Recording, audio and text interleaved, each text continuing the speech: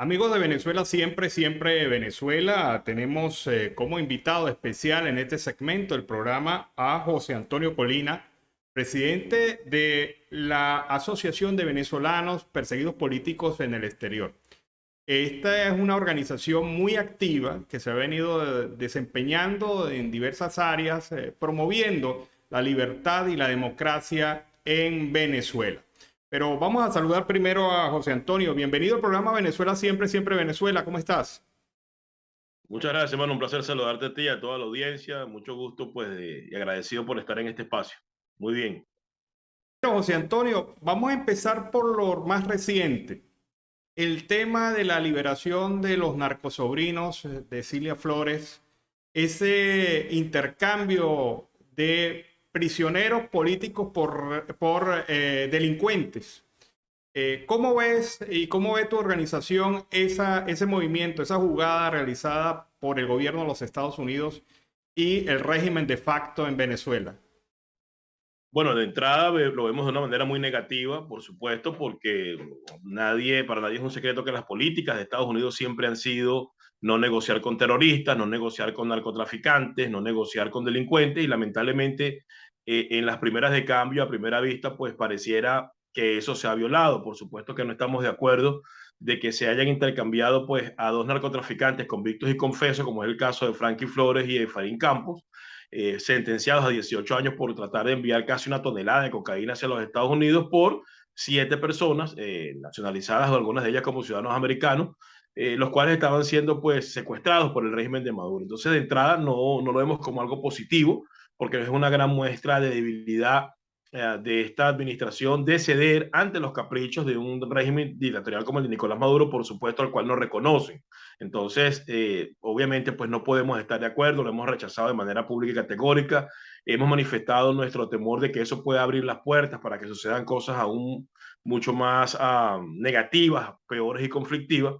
Pero también es cierto, y haciendo un análisis en frío más hacia adelante, o sea, después de lo que ha ocurrido, es que es posible que Maduro haya decidido entregar algo más que los 7 ciudadanos norteamericanos y hay que estar muy atento en qué sucede en los próximos días, porque esto tuvo que haber incluido muchos aspectos que lo vamos a ir viendo en la toma de decisiones, tanto de la administración de Joe Biden como del régimen de Nicolás Maduro. Pero de entrada, así a simple vista, es algo sumamente negativo porque quien gana, por lo menos en esta primera fase, y quien sale fortalecido de esta decisión tomada por esta administración, es el régimen de Maduro y sobre todo Cilia Flores, que tanto dio, hasta que sacó a sus sobrinos de la cárcel acá en los Estados Unidos.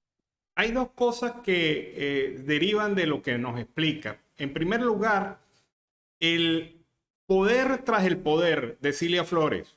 Realmente ella maneja los hilos detrás del poder, detrás del trono, como se diría en algún momento.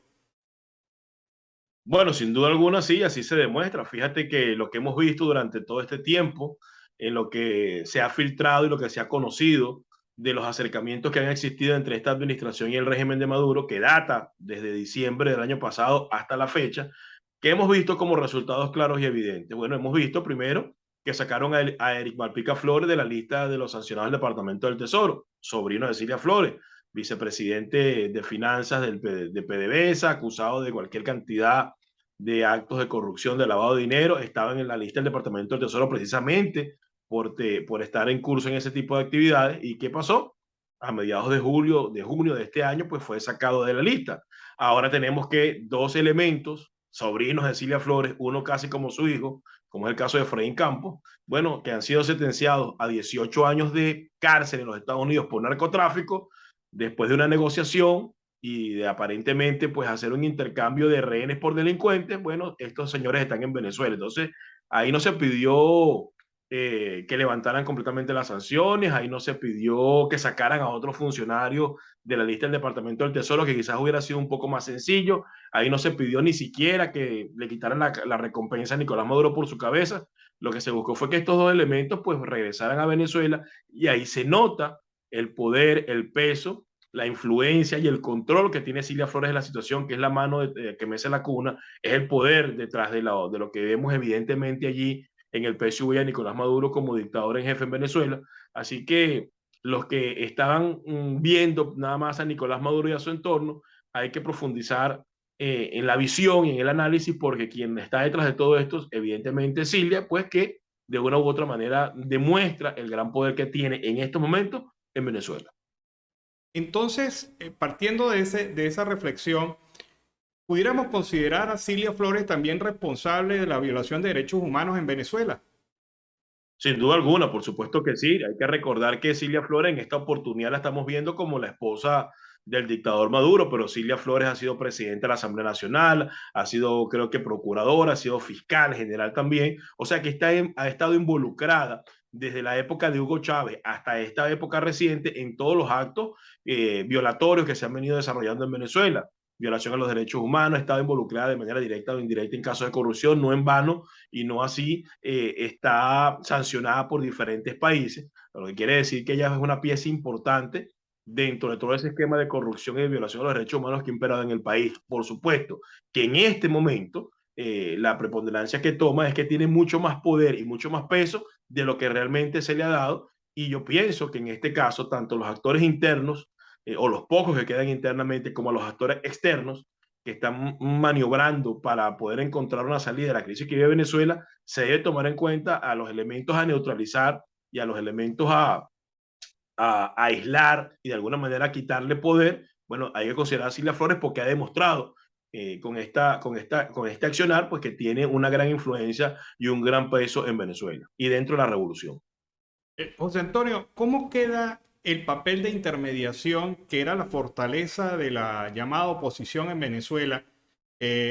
¿Cómo queda ese papel? Porque se había vendido la idea o el criterio de que la oposición venezolana era el intermediario necesario entre la administración de Maduro, el régimen de facto y el gobierno norteamericano. ¿Cree que esto se debilita frente a estas circunstancias? No, no se debilita, completamente desaparece. Vamos a estar claros que, si bien es cierto que esta decisión que ha tomado esta administración obedece a una decisión que ha tomado el presidente Joe Biden de hacerlo, también obedece pues a la falta de acción, a los errores, a la falta de estrategia, a la inacción del gobierno interino y de la oposición en Venezuela. Vamos a estar claros. La oposición en Venezuela y el gobierno interino tuvo su momento histórico cuando la administración pasada lo reconoció como presidente legítimo de Venezuela, le buscó el apoyo de 60 países, le otorgó una gran cantidad de dinero, le dio todo el apoyo necesario para buscar una salida a la crisis dentro del país. Y estos delincuentes de la acera de enfrente, porque así hay que llamarlos, ¿a qué se dedicaron? A enriquecerse, a manejar el fortalecimiento de sus parcelas políticas, a creerse que tenían el control ganado y a distanciarse por completo de los venezolanos. Entonces, lo que ha ocurrido es que todo ese apoyo que se le dio a ese gobierno interino, tanto por parte de la población como en la comunidad internacional, se ha ido desmembrando y se ha ido desmesurando y se ha ido como desapareciendo producto de la falta de acción del liderazgo político en Venezuela. Entonces, cuando esto ocurre, ¿qué pasa? Bueno, deja a la oposición, en este caso, política, sin ningún tipo de cabeza visible, sin ningún tipo de liderazgo, y permite que se tomen decisiones de esta magnitud. Esto claramente lo que deja en evidencia es que la administración de Biden está buscando entenderse directamente o se está entendiendo directamente con el régimen de Nicolás Maduro, que ha sacado del medio al gobierno interino, que para mí ya es inexistente, no tiene ningún tipo de poder ni fuerza, y aunque ellos digan de la boca para afuera, me refiero a los Estados Unidos, que reconocen a Juan Guaidó como presidente interino, en los hechos y en la acción si uno se da cuenta que eso es completamente falso, y Guaidó en estos momentos, por su ineptitud, por su traición al pueblo venezolano, perdió el apoyo a los venezolanos y también ha perdido el apoyo de la comunidad internacional. Así que ese gobierno no existe, y con esta decisión tomada por esta administración, definitivamente es el puntillazo final para sacarlo de la escena política, y no porque quieran hacerlo de una manera tácita, sino porque ellos mismos con sus errores así lo permitieron. José Antonio, ¿y cómo queda el diálogo de México? Bueno, el diálogo de México nunca arrancó, ni va a arrancar, ni va a seguir, porque al final del día, pues, Maduro ha mostrado que tiene fortaleza en la toma del poder en estos momentos.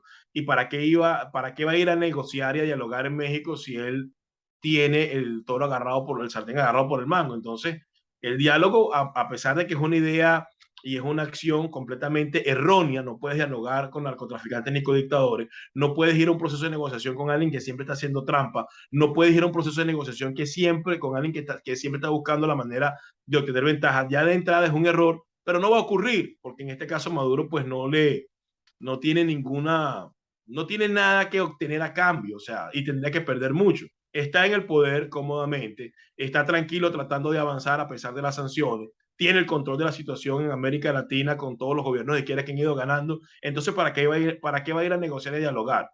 ¿Qué puede dar la oposición a cambio si ha perdido el apoyo de los venezolanos, ha perdido el apoyo de elementos importantes de la comunidad internacional? Están acusados de una cantidad de actos de corrupción que le ha quitado credibilidad. Entonces yo creo que eso al final del día es algo que está impulsando los Estados Unidos, que no va a ocurrir.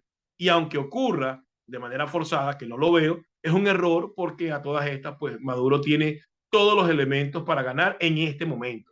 A lo mejor en un futuro cambian, pero en este momento tiene todos los elementos para seguir obteniendo ventaja y eso es muy peligroso y muy delicado para la oposición, y me refiero a oposición para los venezolanos que queremos un cambio, no refiriéndome a la oposición política tradicional.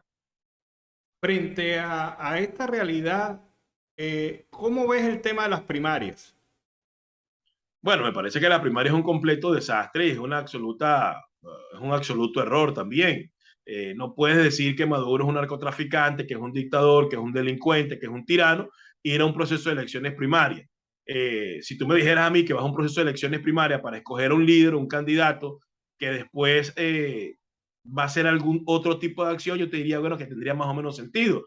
Pero dime tú qué sentido tiene un proceso de elecciones primarias, independientemente que sean con el CNE o sin el CNE. Pongamos que sean sin el CNE, que es lo correcto. Pero vas a escoger un candidato que después se va a medir con un dictador, con el CNE que todos hemos criticado. Entonces no tiene ningún tipo de sentido desde mi punto de vista. Y eso es lo que hace de una manera directa o de una forma u otra, es legitimar o buscar legitimidad de alguien que pues hasta hace algún tiempo no la tenía. No la tenía porque no tenía el reconocimiento. Que se ha ido imponiendo y que ha ido avanzando producto de los errores de la oposición es otra cosa, pero yo pienso que eso no tiene ningún sentido y ya Maduro está echando mano de la última carta que le queda.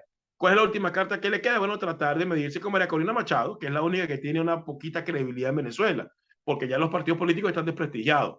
Si María Corina Machado lamentablemente cae en ese error, que pareciera que sí, porque ha planteado que hay que escoger un liderazgo, que se puede agrupar a la gente para ir en contra de Maduro, bueno, lamentablemente habrá participado en el juego de legitimar la tiranía, cosa que es muy negativa, porque de estos tipos no se salen con elecciones, de estos tipos no se salen con acuerdos ni negociaciones, porque si ellos quisieran hacer las cosas bien, ya las hubiesen hecho. Nunca han tenido la intención de hacer las cosas bien, lo que han querido es lucrarse de todo lo que está ocurriendo, lo que han querido es beneficiar a una nueva clase corrupta económica llamada los boliburgueses. Entonces, ¿por qué tenemos que esperar que ellos quieran hacer las cosas bien? ¿Por qué debemos esperar eso cuando nunca lo han hecho en 20 años? Entonces creo que es un absoluto y completo error y el liderazgo no se gana en unas elecciones. El liderazgo se gana con acciones contundentes. El hecho que la gente no esté respaldando a nadie en este momento es porque no ve acciones contundentes. Esa gente que se va por la selva hacia otros países, se va porque hay un régimen que destruyó el país, pero también se va porque considera que ya no hay esperanza de cambio en Venezuela. Y yo pienso que todo eso hay que evaluarlo muy bien. Frente a estos aspectos, hay una cosa que es evidente, la necesidad de organizar a los factores de oposición frente al régimen de facto. ¿Qué propone BEPES en relación a esto? Mira, yo realmente lo que he propuesto es que surja un liderazgo distinto que venga completamente de la base, a lo interno que provenga de la misma comunidad, de las municipalidades, de los barrios, a lo externo que provenga de esa inmensa diáspora que ya casi tiene 7 millones de personas fuera del país. Y pienso que para eso hay que dejar a un lado el ego, hay que dejar a un lado las aspiraciones personales, hay que dejar a un lado pensar que todo pasa por la repisa de que si lo hago yo está bien, si lo hace otro está mal, y en base a eso estructurar una organización que tenga representatividad y que tenga apoyo de todos los venezolanos y sobre todo que pueda generar credibilidad y confianza, porque el gran problema que hay en estos momentos es que los venezolanos no creen absolutamente nadie. El venezolano está ensimismado en resolver sus propios problemas porque nadie le ha planteado una propuesta decente, nadie ha cumplido con las demandas, nadie ha cumplido con las expectativas.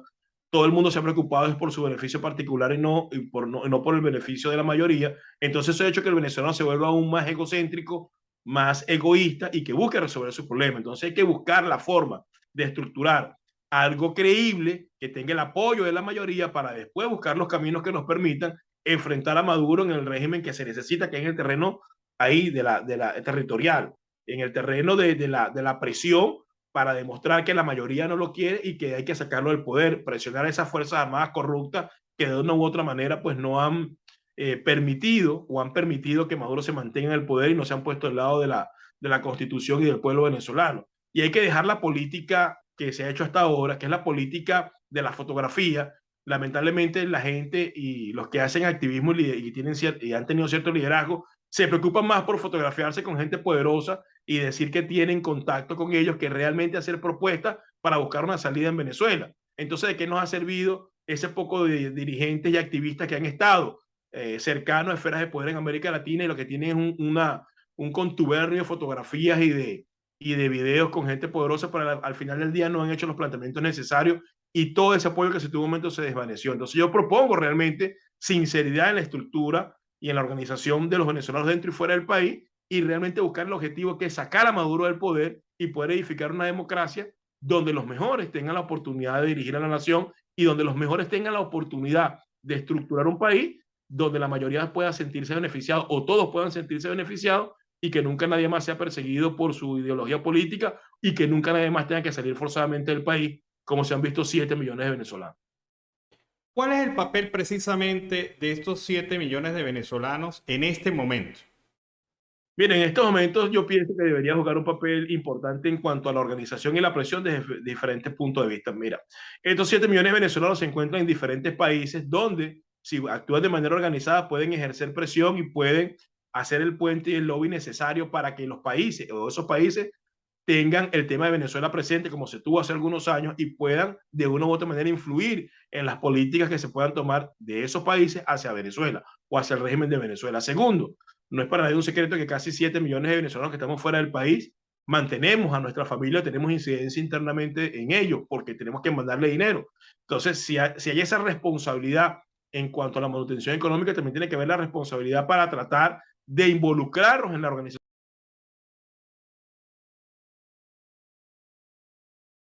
Tercero, pienso que 7 millones de venezolanos fuera del país es necesario que esa estructura pueda organizarse para tener de una u otra forma algún tipo de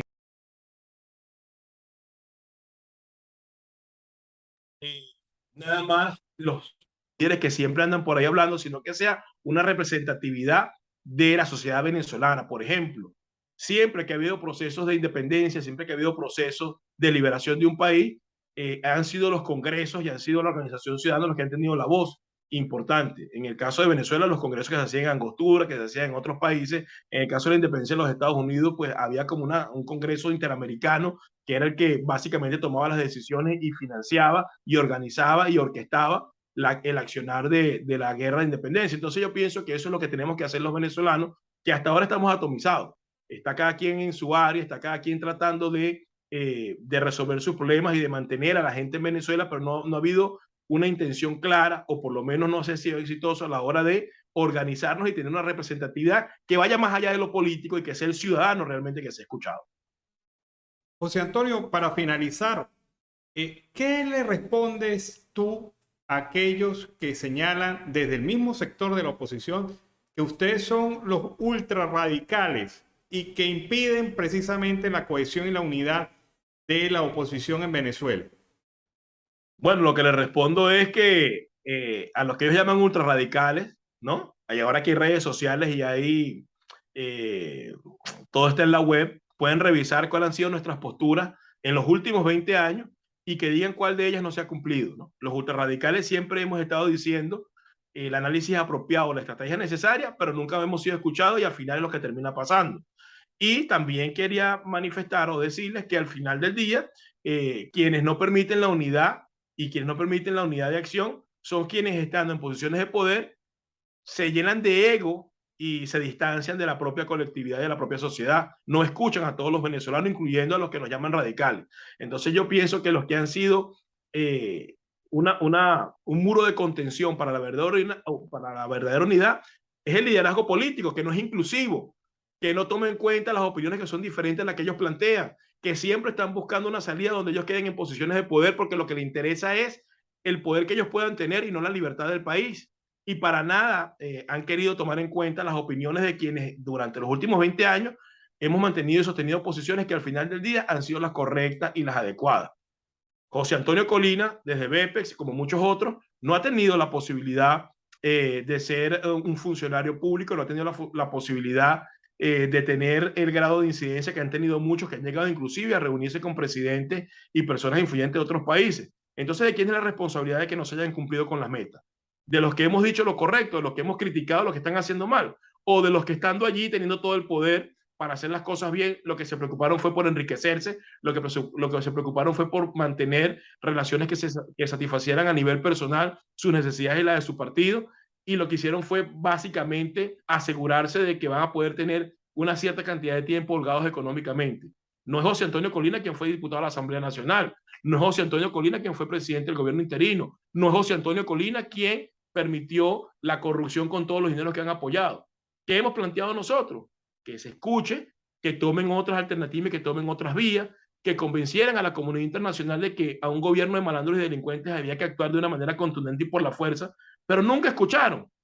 Nunca lo hizo el G4, nunca lo hizo Guaidó, supuestamente siendo una alternativa diferente a lo que se venía planteando. Nunca lo hizo nadie, porque al final del día, aquí lo que están buscando la mayoría de los líderes políticos es que existe una salida que les permita a ellos mantenerse en el estamento político y en el protagonismo, y para nada quisieran apoyar una salida donde cualquiera pudiera pues eventualmente tomar el poder, porque no les importa la salida de Maduro, lo que les importa es que ellos queden en posiciones de poder, y entonces eso demuestra claramente quiénes son los radicales, porque no son radicales en el hablar, pero son radicales en el accionar, porque son radicalmente apoyantes de su beneficio particular y no del beneficio de todos los venezolanos. Así que el tiempo, que es el mejor de todos los jueces, ha demostrado quiénes son los verdaderos radicales y quiénes han traicionado al país. Yo invito a cualquiera de los que me llama radical y que me llama terrorista y que me llama que yo todo lo critico, que revisen qué hemos planteado y qué hemos denunciado y qué hemos propuesto, y que me digan de que lo que hemos dicho ha sido falso y que las estrategias que hemos planteado no serían las adecuadas para salir de esta tragedia. Bueno, muchísimas gracias, José Antonio Colina, presidente de BEPEX. Con él hemos conversado durante la tarde de hoy. Muchísimas gracias, José Antonio. Gracias a ti, Anas, por la oportunidad. Bueno, que tengan muy buenas tardes y estamos a la orden.